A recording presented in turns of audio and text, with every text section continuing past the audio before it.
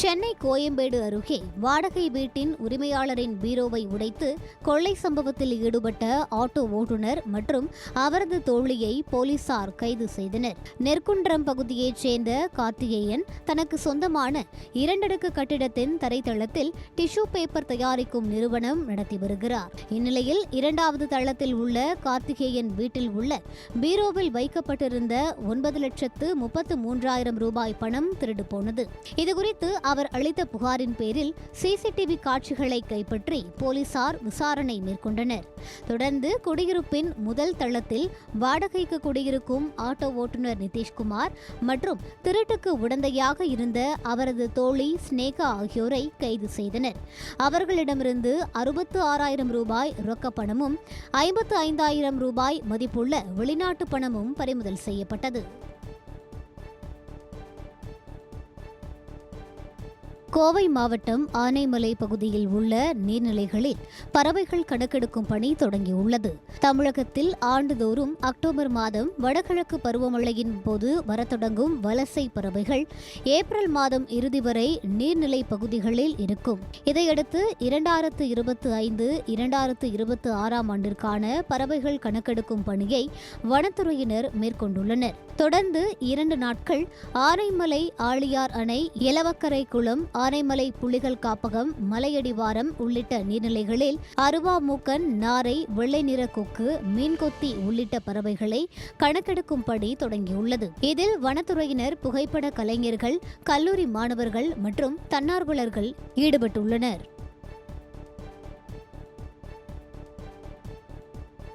கோவை மாவட்டம் அன்னூர் அருகே வடமாநில தொழிலாளியின் 5 வயது மகனை கடத்தி பணம் கேட்டு மிரட்டிய சக வடமாநில தொழிலாளர்கள் கைது செய்யப்பட்டனர். ஓரைக்கல் பாளையம் பகுதியில் அமைந்துள்ள தனியார் தொழிற்சாலையில் அசாம் மாநிலத்தைச் சேர்ந்த அப்துல் ஹக், அவரது மனைவி பர்வினா ஆகியோர் பணியாற்றி வருகின்றனர். தம்பதியின் 5 வயது மகன் ஹுமாயூன் திடீரென காணாமல் போன நிலையில் இம்ரானின் செல்போனை தொடர்பு கொண்ட மர்ம நபர் ஒருவர் 2 லட்சம் ரூபாய் பணம் கொடுத்தால் குழந்தையை விட்டு விடுவதாக தெரிவித்துள்ளனர். இதனால் அதிர்ச்சியடைந்த அவர் அன்னூர் காவல் நிலையத்தில் புகார் அளித்தார். அதன் பேரில் கேரள மாநிலம் பாலக்காட்டில் பதுங்கியிருந்த வடமாநில தொழிலாளர்கள் சுலைமான் அலி, அன்வோர் அலி ஆகியோரை கைது செய்தனர். முன்விரோதம் காரணமாக பழிவாங்கும் நோக்கில் இருவரும் குழந்தையை கடத்தியது தெரியவந்தது. இதையடுத்து இருவரையும் போலீசார் நீதிமன்றத்தில் ஆஜர்படுத்தி சிறையில் அடைத்தனர்.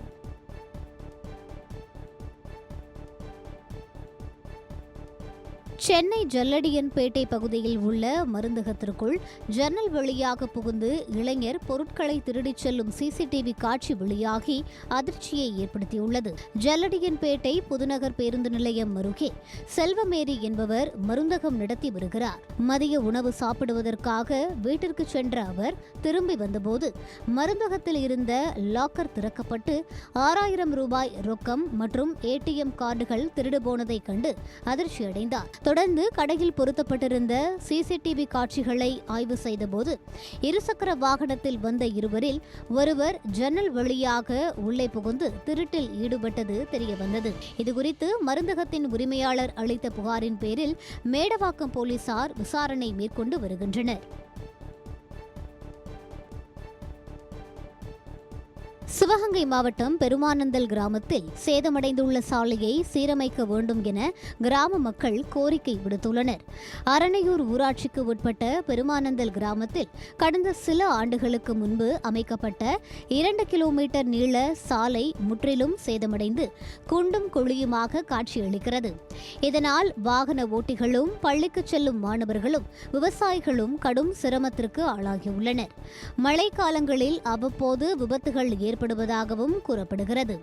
இதுகுறித்து துறை சார்ந்த அதிகாரிகள் நடவடிக்கை எடுத்து தரமான சாலை அமைக்க வேண்டும் என கிராம மக்கள் கோரிக்கை விடுத்துள்ளனர்.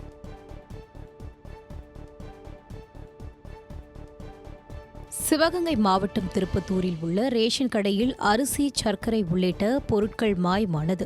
அதிகாரிகள் ஆய்வில் கண்டறியப்பட்டு உள்ளது.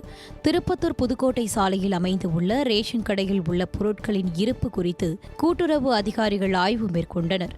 அதில் 190 அரிசி மூட்டைகள், 11 மூட்டை சர்க்கரை, 11 பெட்டி எண்ணெய், 7 மூட்டை கோதுமை மாயமாகி இருப்பது தெரியவந்தது. கூட்டுறவுத்துறை அமைச்சர் பெரிய கருப்பனின் சொந்த தொகுதியிலேயே ரேஷன் பொருட்கள் மாயமான சம்பவம் அதிர்ச்சியை ஏற்படுத்தியுள்ளது.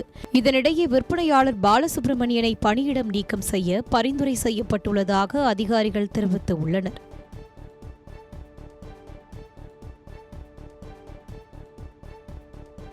திருச்சி மணப்பாறை அருகே அடையாளம் தெரியாத வாகனம் மோதியதில் இருசக்கர வாகனத்தில் சென்ற 2 இளைஞர்கள் சம்பவ இடத்திலேயே உயிரிழந்தனர். மதுரையைச் சேர்ந்த காதர் மைதீன், அப்சர் என்ற 2 இளைஞர்கள் திருச்சி மதுரை தேசிய நெடுஞ்சாலையில் இருசக்கர வாகனத்தில் சென்று கொண்டிருந்தனர்.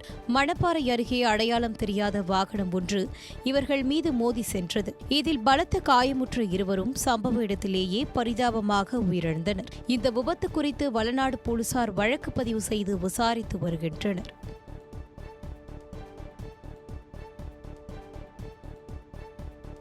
திருச்சி அருகே இருசக்கர வாகனங்களுக்கான பேட்டரி விற்பனை கடையில் தீப்பிடித்த போது கடையில் இருந்த பேட்டரிகள் அடுத்தடுத்து வெடித்ததால் மக்கள் அச்சமடைந்தனர்.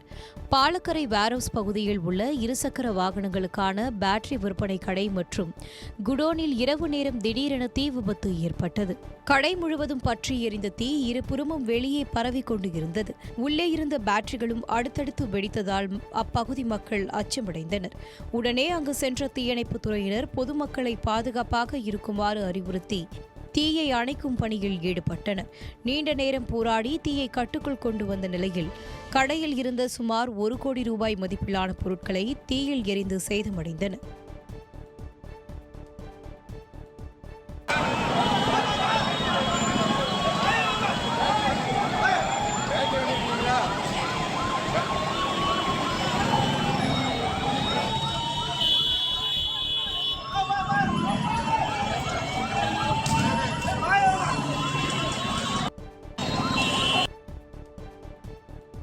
கடலூர் அருகே சீரமைப்பு பணிக்காக நிறுத்தி வைக்கப்பட்ட பெரிய விசைப்படகு ஒன்று வெல்டிங் பணியின் போது தீப்பிடித்து எரிந்து சாம்பலானது. முதுநகர் அருகே உள்ள துறைமுக பகுதியில் ராஜசேகர் என்பவரின் விசைப்படகு சீரமைப்பு பணிக்காக நிறுத்தி வைக்கப்பட்டு இருந்தது. வெல்டிங் வைக்கும் பணி நடந்து கொண்டிருந்த போது தீப்பொறி படகில் விழுந்து மெல்ல மெல்ல பற்றத் தொடங்கியது. தொடர்ந்து தீ மளமளவென பரவி படகு முழுவதும் கொழுந்துவிட்டு எரிந்தது. நேரில் வந்த தீயணைப்பு துறையினர் தீயை அணைக்க முயன்றும் பலனளிக்காததால் 30 லட்சம் ரூபாய் மதிப்பிலான அந்த விசைப்படகு தீக்கிரையானது. இந்த சம்பவம் குறித்து முதுநகர் போலீசார் விசாரணை நடத்தி வருகின்றனர்.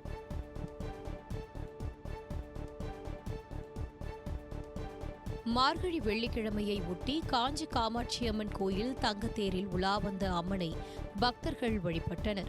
மார்கழி மாதத்தின் 2ஆம் வெள்ளிக்கிழமை என்பதால் இக்கோயிலில் தங்கத்தேர் உற்சவம் வெகு விமரிசையாக நடைபெற்றது. இதில் தங்கம், வைர ஆபரணங்களை அணிந்து சிறப்பு அலங்காரத்தில் எழுந்தருளிய காமாட்சி அம்மன் பக்தர்களுக்கு காட்சியளித்தார். பின்னர் மங்கள வாத்தியங்கள் முழங்க உலா வந்த அம்மனை திரளான பக்தர்கள் சுவாமி தரிசனம் செய்தனர்.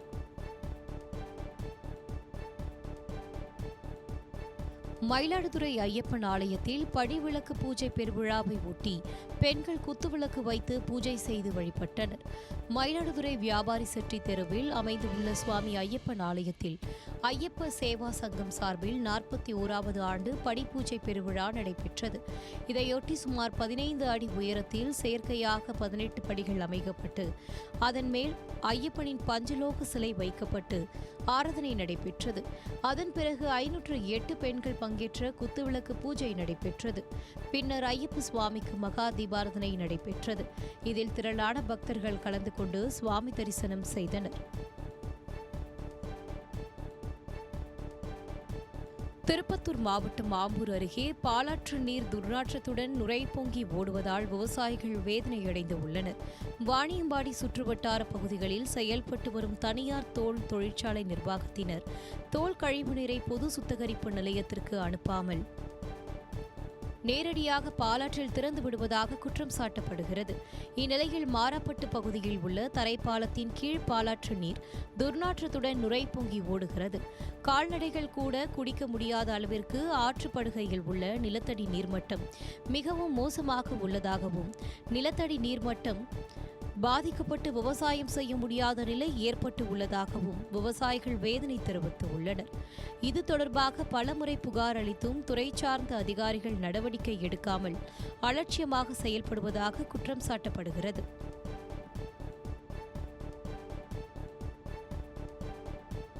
சிவகாசி அருகே வீட்டின் கேட் சுவர் இடிந்து விழுந்ததில் அருகே விளையாடிக் கொண்டிருந்த 2 சிறுமிகள் பரிதாபமாக உயிரிழந்தனர். கொங்கலாபுரத்தில் ராஜாமணி என்பவரின் வீட்டின் கேட் அருகே அவரது 9 வயது மகள் கமலிகாவும் உறவினர் மகளான 4 வயது ரிஷிகாவும் விளையாடிக் கொண்டிருந்தனர். அப்போது வீட்டின் மதில் சுவருடன் சேர்ந்து இரும்பு கேட் சிறுமிகள் மீது விழுந்தது. இதில் படுகாயம் அடைந்த இருவரும் சம்பவ இடத்திலேயே பரிதாபமாக உயிரிழந்தனர். தகவல் அறிந்து வந்த போலீசார் சிறுமிகளின் உடலை மீட்டு பிரேத பரிசோதனைக்காக அனுப்பி வைத்தனர். விசாரணையில் 4 ஆண்டுகளுக்கு முன்பு இந்த வீடு கட்டப்பட்டதும் அந்த கேட் சுவர் இடிந்து விழுந்திருப்பதும் தெரிய வந்துள்ளது. சுவர் விழுந்து விளையாடிக் கொண்டிருந்த சிறுமிகள் உயிரிழந்த துயர சம்பவம் அப்பகுதியில் பெரும் சோகத்தை ஏற்படுத்தியுள்ளது. திருத்தணி சுப்பிரமணிய சுவாமி கோயிலில் கடந்த 45 நாட்களில் பக்தர்கள் 2 கோடி ரூபாயை காணிக்கையாக செலுத்தியுள்ளனர். முருகனின் 5ஆம் படை வீடான இந்த கோயிலில் பள்ளி விடுமுறை ஐயப்ப சீசனை முன்னிட்டு பக்தர்களின் எண்ணிக்கை நாளுக்கு நாள் அதிகரித்துள்ளது. அப்படி வரும் பக்தர்கள் மலைக்கோவிலில் சாமி தரிசனம் செய்துவிட்டு உண்டியலில் நகை, பணம் ஆகியவற்றை காணிக்கையாக செலுத்தினர். கடந்த 45 நாட்களில் பக்தர்கள் உண்டியலில் செலுத்திய காணிக்கையை எண்ணும் பணி கோவில் மண்டபத்தில் நடைபெற்றது. இதில் 2 கோடி ரூபாய் மதிப்பிலான காசுகள் மற்றும் ரூபாய் நோட்டுகளும் 749 கிராம் தங்கமும் 15,000 கிராம் வெள்ளியும் காணிக்கையாக செலுத்தப்பட்டிருப்பதாக கோயில் நிர்வாகம் தெரிவித்துள்ளது. அரியலூர் அருகே சிவன் கோயிலில் அம்மன் சிலைகளின் கழுத்தில் இருந்த தங்க தாலிகள் திருடப்பட்ட சம்பவம் பரபரப்பை ஏற்படுத்தியுள்ளது. தாப்பழூர் அருகே உள்ள காரைக்குறிச்சி பசுபதீஸ்வரர் சிவன் கோயிலில் மர்ம நபர்கள் சிலர் கதவை உடைத்தும் கம்பிகளை அறுத்தும் உள்ளே நுழைந்தனர். அப்போது ஒரு அம்மன் சிலையில் இருந்து 1 கிராம் தாலியும் அடுத்தடுத்து 3 அம்மன்களின் கழுத்திலிருந்து 3 கிராம் தங்கத்தாலிகளையும் திருடிச் சென்றுள்ளனர். நிகழ்விடத்திற்கு சென்ற போலீசார் சிசிடிவி காட்சிகளை கைப்பற்றி விசாரணை மேற்கொண்டு வருகின்றனர். கள்ளக்குறிச்சி அருகே ரயில் பாதையில் 2 இளைஞர்கள் இறந்து கிடந்த சம்பவம் பரபரப்பை ஏற்படுத்தியுள்ளது. உளுந்தூர்பேட்டை அருகே உள்ள செங்குறிச்சி ரயில் பாதையில் சுமார் 30 வயது மதிக்கத்தக்க ஆண்கள் 2 சடலங்கள் கிடைத்துள்ளன. இதனை கண்டு அப்பகுதி மக்கள் போலீசாருக்கு தகவல் தெரிவித்தனர். அங்கு வந்த விருதாச்சலம் போலீசார் சடலங்களை மீட்டு ஓடும் ரயிலிலிருந்து தவறி விழுந்தார்களா, தற்கொலையா என பல்வேறு கோணங்களில் விசாரணை நடத்தி வருகின்றனர். கோவையில் 2 சக்கர வாகனத்திலிருந்து விழுந்தபோது பேருந்து சக்கரம் ஏறி இறங்கியதில் கணவன் கண்முன்னே மனைவி உயிரிழந்த சம்பவம் பெரும் சோகத்தை ஏற்படுத்தியுள்ளது. கோவை மதுக்கரை பகுதியைச் சேர்ந்த ரஃபிக் முகமது தனது மனைவி ரஃபியத்துல் பஷ்ரியாவுடன் 2 சக்கர வாகனத்தில் சென்று கொண்டிருந்தார். அப்போது சாலையோரம் நடந்து சென்றவர்கள் மீது மோதாமல் தடுக்க பிரேக் பிடித்தபோது கட்டுப்பாட்டை இழந்த வாகனம் சாலையில் விழுந்துள்ளது. தொடர்ந்து பின்னால் வந்த தனியார் பேருந்தின் சக்கரத்தில் சிக்கி ரஃபியத்துல் பஷ்ரியா சம்பவ இடத்திலேயே பரிதாபமாக உயிரிழந்தார். தகவல் அறிந்து வந்த போலீசார் உடலை மீட்டு கோவை அரசு மருத்துவமனைக்கு அனுப்பி வைத்த நிலையில் விபத்து தொடர்பான சிசிடிவி காட்சி வெளியாகி அதிர்ச்சியை ஏற்படுத்தியுள்ளது. இந்நிலையில் தனியார் பேருந்து ஓட்டுநர் மீது வழக்கு பதிவு செய்து விசாரணை நடத்தி வருகின்றனர். தூத்துக்குடி மாவட்டம் திரேஸ்புரம் நாட்டுப்படகு மீன்பிடி துறைமுகத்தில் மக்கள் கூட்டம் அதிகரித்து காணப்பட்டது. திரேஸ்புரம் நாட்டு படகு மீன்பிடி துறைமுகத்திலிருந்து ஆழ்கடலுக்கு மீன்பிடிக்க சென்ற படகுகள் அனைத்தும் கரை திரும்பின. இதையடுத்து துறைமுகத்தில் மீன்களை வாங்க பொதுமக்களின் கூட்டம் அலைமோதியது. ஏல கூட்டத்தில் மீன்களின் வரத்து குறைவாக இருந்ததால் விலை கடுமையாக உயர்ந்து காணப்பட்டது. அதன்படி 1 கிலோ சீலா 1200 ரூபாய் வரையும், பாறை 1200 ரூபாய் வரையும், நண்டு 900 ரூபாய் வரையும் விற்பனையானது. மீன்களின் விலை உயர்ந்து காணப்பட்டாலும் பொதுமக்கள் ஆர்வத்துடன் வாங்கிச் சென்றதால் மீனவர்கள் மகிழ்ச்சியடைந்தனர். கடலூர் மாவட்டம் பன்ருட்டி அருகே சோழர் காலத்தை சேர்ந்த சுடுமண்ணால் ஆன விஷ்ணு துர்க்கை சிற்பம் கண்டெடுக்கப்பட்டுள்ளது. காவனூர் தென்பண்ணை ஆற்றில் தொல்லியல் ஆய்வாளர் இமானுவேல் மேற்பரப்பு கள ஆய்வு மேற்கொண்டுள்ளார். அப்போது சுடுமண்ணால் ஆன விஷ்ணு துர்க்கை சிற்பத்தை கண்டெடுத்தார். துர்க்கையின் தலையுடன் 2 கரங்களில் சங்கு மற்றும் சக்கரம் காணப்படும் சிலையின் 2 கால்கள் மற்றும் வலதுபுறத்தில் 1 கை ஆகியவை உடைந்த நிலையில் உள்ளது. அழகிய வேலைப்பாடுகளுடன் நேர்த்தியாக வடிவமைக்கப்பட்டுள்ள இந்த சுடுமண் சிற்பம் சோழர் கால கலைத்தன்மையை துல்லியமாக எடுத்து எடுத்துக்காட்டுவதாக தொல்லியல் ஆய்வாளர் தெரிவித்தனர். தூத்துக்குடி மாவட்டம் சாத்தூர் அருகே தேசிய நெடுஞ்சாலையில் நின்று கொண்டிருந்த சுற்றுலா பேருந்து மீது சரக்கு வாகனம் மோதிய விபத்தில் பீகாரை சேர்ந்த சுற்றுலா பயணிகள் 20 பேர் காயமடைந்தனர். பீகாரை சேர்ந்த 30க்கும் மேற்பட்டோர் தமிழகத்தின் பல்வேறு இடங்களுக்கு சுற்றுலா சென்றனர். தூத்துக்குடி மாவட்டம் சாத்தூர் அருகே தேசிய நெடுஞ்சாலையில் இயற்கை உபாதை கழிப்பதற்காக சாலையோரத்தில் பேருந்து நிறுத்தப்பட்டது. அப்போது பழ லோடு ஏற்றி வந்த சரக்கு வாகனம் சுற்றுலா பேருந்து மீது மோதி விபத்துக்குள்ளானது. தகவல் அறிந்து வந்த போலீசார் காயமடைந்த 20 பேரை மீட்டு சிகிச்சைக்காக கோவில்பட்டி அரசு மருத்துவமனைக்கு அனுப்பி வைத்தனர். இந்த விபத்து குறித்து சாத்தூர் தாலுகா போலீசார் விசாரணை நடத்தி வருகின்றனர். சென்னை பெங்களூரு தேசிய நெடுஞ்சாலையில் அதிவேகமாக சென்ற இருசக்கர வாகனம் கண்டெய்னர் லாரி மீது மோதிய விபத்தில் இளைஞர்கள் 2 பரிதாபமாக உயிரிழந்தனர். பூவிருந்தவல்லியை சேர்ந்த நிர்மல்குமார் கடந்த 10 நாட்களுக்கு முன்பு புதிதாக இருசக்கர வாகனம் ஒன்றை வாங்கினார். தொடர்ந்து சென்னீர் குப்பம் பகுதியை சேர்ந்த தனது நண்பர் சந்தோஷுடன் இருசக்கர வாகனத்தில் சென்னை பெங்களூரு தேசிய நெடுஞ்சாலையில் அதிவேகமாக சென்றபோது கட்டுப்பாட்டை இழந்த வாகனம் சாலையோரம் நிறுத்தி வைக்கப்பட்டிருந்த கண்டெய்னர் லாரி மீது மோதி விபத்துக்குள்ளானது. இதில் இளைஞர்கள் 2 சம்பவ இடத்திலேயே பரிதாபமாக உயிரிழந்தனர். இந்த விபத்து குறித்து ஆவடி போக்குவரத்து போலீசார் விசாரணை மேற்கொண்டு வருகின்றனர். நாகை அருகே கரை ஒதுங்கிய அமெரிக்க ராக்கெட் லாஞ்சரை கைப்பற்றி வெடிகுண்டு நிபுணர்கள் விசாரித்து வருவதால் பதற்றமான சூழல் நிலவி வருகிறது. வேளாங்கண்ணி அருகே பிரதாம ராமபுரம் கடற்கரையில் மர்ம பொருள் ஒன்று கரை ஒதுங்கியது. இதுகுறித்து அப்பகுதி மக்கள் அளித்த தகவலின் பேரில் கடற்கரைக்கு வந்த போலீசார் மற்றும் வெடிகுண்டு நிபுணர்கள் மர்ம பொருளை கைப்பற்றி சோதனை மேற்கொண்டனர். அதன் பேரில் அது அமெரிக்காவை சேர்ந்த செயலிழந்த ராக்கெட் லாஞ்சர் என்பது தெரியவந்தது. தொடர்ந்து போலீசார் ராக்கெட் லாஞ்சரை கைப்பற்றி ஆய்வுக்காக நாகப்பட்டினம் எஸ்பி அலுவலகத்திற்கு கொண்டு சென்றனர். திருவள்ளூர் மாவட்டம் திருத்தணி அருகே ஊராட்சி நிர்வாகம் சார்பில் விநியோகிக்கப்பட்ட தண்ணீரை குடித்த 2 உயிரிழந்ததால் கிராம மக்கள் சாலை மறியலில் ஈடுபட்டனர். கர்லம்பாக்கம் காலனியில் ஊராட்சி நிர்வாகம் சார்பில் மேல்நிலை குடிநீர் தொட்டி மூலம் குடிநீர் விநியோகம் செய்யப்பட்டு வருகிறது. இந்நிலையில் திடீரென கிராம மக்கள் 10க்கும் மேற்பட்டோருக்கு வயிற்றுப்போக்கு, வாந்தி, வயிற்று வலி உள்ளிட்ட உடல் உபாதைகள் ஏற்பட்டன.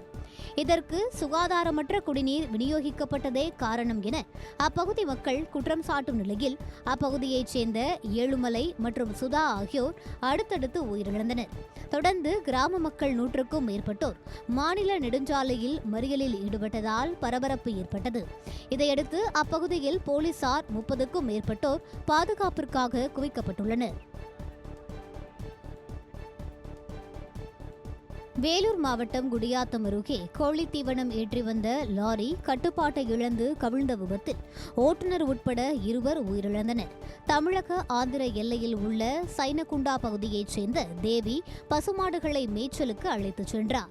அப்போது ஆந்திராவில் இருந்து திருக்கோவில் பகுதிக்கு கோழித்தீவனம் ஏற்றி வந்த லாரி ஓட்டுநரின் கட்டுப்பாட்டை இழந்து சாலையில் கவிழ்ந்து விபத்துக்குள்ளானது. இதில் சாலையில் நடந்து சென்ற தேவியும் லாரி ஓட்டுநர் பைசுல்லாவும் உடல் நசுங்கி பரிதாபமாக உயிரிழந்தனர். தகவல் அறிந்து வந்த போலீசார் உடல்களை கைப்பற்றி பிரேத பரிசோதனைக்காக அடுக்கம்பாறை அரசு மருத்துவமனைக்கு அனுப்பி வைத்தனர்.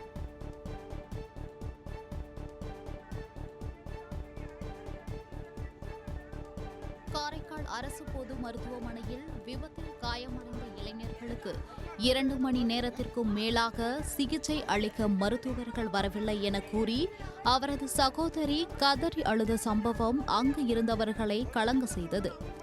விபத்தில் காயமடைந்த இளைஞர் ஆம்புலன்ஸ் மூலம் மருத்துவமனைக்கு கொண்டு வரப்பட்ட நிலையில் நீண்ட நேரம் காத்திருந்தும் உரிய சிகிச்சை அளிக்கப்படவில்லை என உறவினர்கள் குற்றம் சாட்டினர். மருத்துவர்கள் யாரும் வராததால் மனமுடைந்த இளைஞரின் சகோதரி 108 ஆம்புலன்ஸ் ஓட்டுநராக பணிபுரியும் தன் கணவர் இதுவரை எத்தனையோ உயிர்களை காப்பாற்றியுள்ளார். ஆனால் தனது தம்பியின் உயிரை காப்பாற்ற மருத்துவர்கள் யாரும் வரவில்லை என வேதனையுடன் தெரிவித்தார்.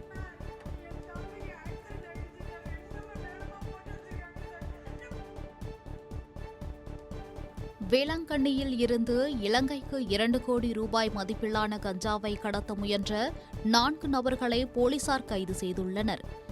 ஆந்திராவில் இருந்து தமிழகத்திற்கு கொண்டுவரப்பட்ட கஞ்சா மூட்டைகள் படகு மூலம் இலங்கைக்கு கடத்த இருப்பதாக நாகை தனிப்படை போலீசாருக்கு ரகசிய தகவல் கிடைத்தது.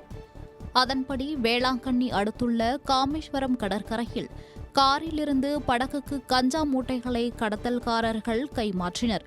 அப்போது அங்கு மறைந்திருந்த கீழையூர் தனிப்படை போலீசார் காரில் வந்த கஞ்சா கடத்தல் கும்பலை மடக்கி பிடித்தனர். பின்னர் 2 காரையும் சோதனை செய்ததில் அதில் 2 கோடி ரூபாய் மதிப்புள்ள 140 கிலோ உயர் ரக கஞ்சா மூட்டைகள் கண்டறிந்து பறிமுதல் செய்யப்பட்டனர்.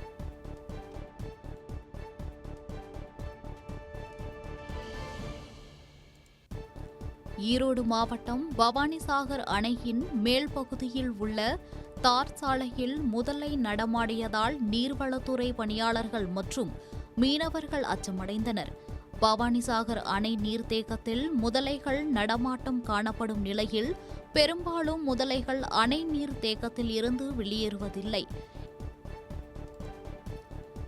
இந்நிலையில் அணையின் மேல் பகுதியில் உள்ள தார் சாலையில் 10 அடி நீளமுள்ள முதலை ஒன்று நடமாடியதால் அவ்வழியே சென்ற மீனவர்கள் மற்றும் நீர்வளத்துறை பணியாளர்கள் அச்சமடைந்தனர். தார் சாலையில் நடமாடிய முதலை சிறிது நேரத்தில் அணையின் நீருக்குள் சென்றதால் அவர்கள் நிம்மதியடைந்தனர். இருப்பினும் அணையின் வெளிப்பகுதியில் முதலை நடமாடியதால் மீனவர்கள், பணியாளர்கள் மட்டுமின்றி அப்பகுதி மக்களும் அச்சமடைந்துள்ளனர்.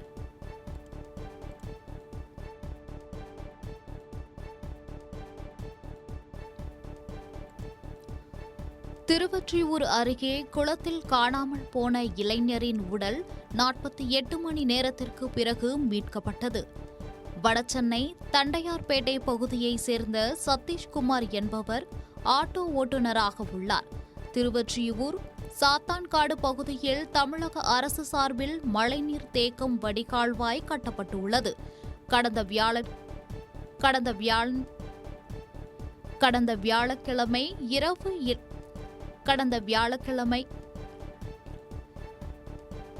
வியாழக்கிழமை இரவு இளைஞர் சந்தோஷ் குடிபோதையில் மீன்பிடிக்க அப்பகுதிக்கு சென்றுள்ளார். மீன்பிடிக்க சென்றவர் வீடு திரும்பாததால் உறவினர்கள் அளித்த புகாரின் பேரில் தீயணைப்பு துறையினர் தேடும் பணியில் ஈடுபட்டனர். சுமார் 46 மணி நேரத்திற்கு பிறகாக இளைஞர் உடல் நீர்த்தேக்க தொட்டியில் இருந்து மீட்கப்பட்டது.